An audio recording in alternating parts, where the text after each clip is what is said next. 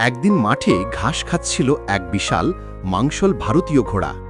ঠিক তখনই সেদিক দিয়ে যাচ্ছিল এক শক্তিশালী পাকিস্তানি ঘোড়া। পাকিস্তানি ঘোড়াটা মুচকি হেসে বলল, "কি রে ভারত, রেস করার সাহস আছে নাকি ভয়ে পিছিয়ে যাবি?"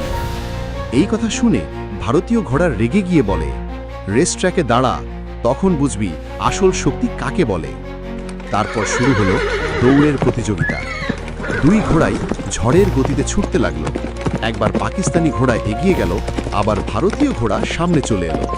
শেষ পর্যন্ত দুই ঘোড়াই একসাথে ফিনিশিং লাইনে পৌঁছে গেল। দর্শকরা উল্লাসে চিৎকার করে উঠল।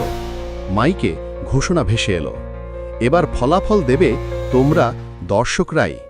যদি পাকিস্তানি ঘোড়াকে জেতাতে চাও তবে কমেন্ট করো, আর যদি ভারতীয় ঘোড়াকে জেতাতে চাও তবে লাইক আর সাবস্ক্রাইব করো। ফলাফল নির্ভর করবে তোমাদের হাতেই।"